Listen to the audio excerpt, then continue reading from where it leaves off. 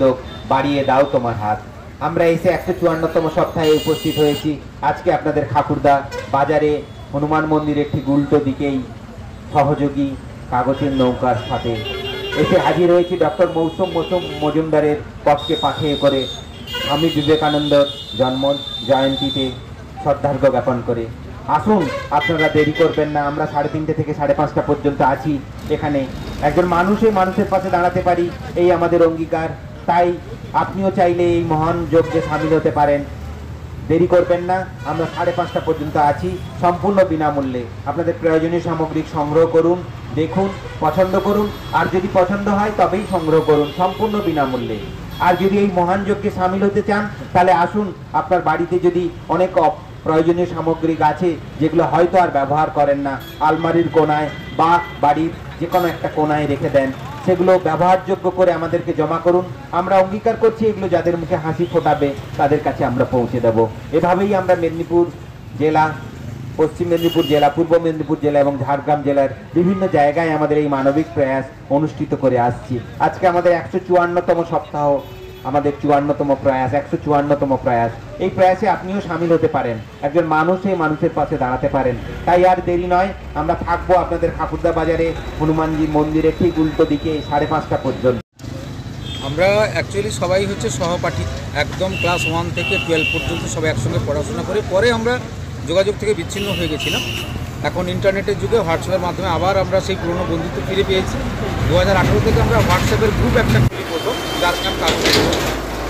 পরে আমরা উদ্যোগ নিই যে আমরা সবাই তো যে যার কাজের মধ্যে ব্যস্ত আছি, যদি আমরা একটু সামাজিক কাজ করতে পারি। এই উদ্দেশ্যে আমরা এই 2024-এ দুর্গাপূজার আগে আমরা সুস্থ কয়েকজন নির্বাচিত বয়সকালের আমরা শাড়ি তুলে দিয়েছি এবং তার সাথে বিশেষ করে রঙ্গন খুব ভালো উদ্যোগ নিয়েছে এই ব্যাপারে। আর যেহেতু শীতকাল চলছে, রঙ্গনই প্রথমে বলে যে আমরা যদি একটা কম্বল বিতরণের অনুষ্ঠান করি ভালো হয়। তো সেই রকমই আমরা আমাদের খাকুরদা বাজার সংলগ্ন যে গ্রামগুলো রয়েছে সেই গ্রামগুলো থেকে নির্বাচিত 2 জন করে বয়স্ক এবং বয়স্কা যারা আছেন তাদেরকে আমরা মোট 25 জনকে 30 জনকে আজ কম্বল তুলে দিলাম। এবং আজকে একটা আনন্দের খবর যে 12ই জানুয়ারি স্বামী বিবেকানন্দের জন্মদিন তথা মাস্টারদা সূর্য সেন এবং আমাদের বিপ্লবী যিনি প্রদ্যুৎ কুমার ভট্টাচার্য, তাদের আজকে ফাঁসির দিন হোক। তার সঙ্গে আজকে আমাদের যে রঙ্গন আছে তার কন্যা অন্বেষা দাস, তার আজকে জন্মদিন। তো সেও বললো যে এরকম একটা অনুষ্ঠানের সঙ্গে আমি আমার মেয়ের জন্মদিনটাও ভাগ করে নিতে চাই। তার জন্মদিন উপলক্ষে সে কিছু বাচ্চাকে, যারা পড়ুয়া, যারা পড়াশোনা করছে, তাদের হাতে খাতা এবং পেন আর পেন্সিল বক্স আমরা 8 জনের হাতে তুলে দিয়েছি। এটাই আমাদের উদ্দেশ্য, একটু মানুষের পাশে থাকা আর সবার আশীর্বাদ নেওয়া। আমাদের সংস্থা আজকে কাগজের নৌকো ছিল, যেটা বলতে ভুলে গেলাম, যে মেদিনীপুর কুইজ কেন্দ্র সোশ্যাল ওয়েলফেয়ার সোসাইটি অখণ্ড মেদিনীপুরের একটা অগ্রণী সামাজিক সংস্থা।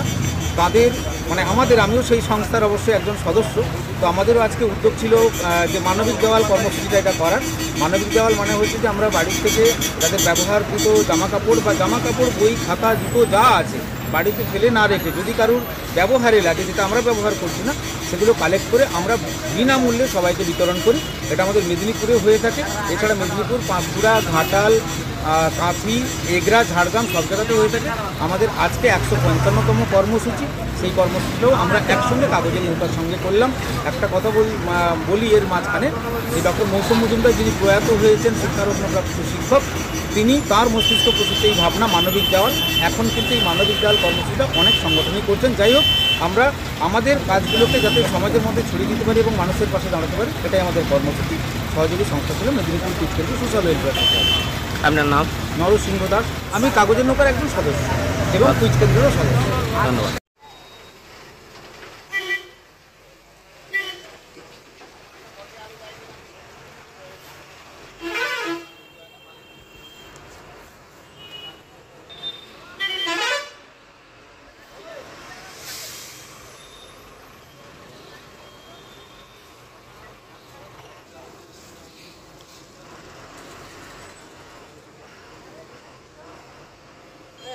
আদা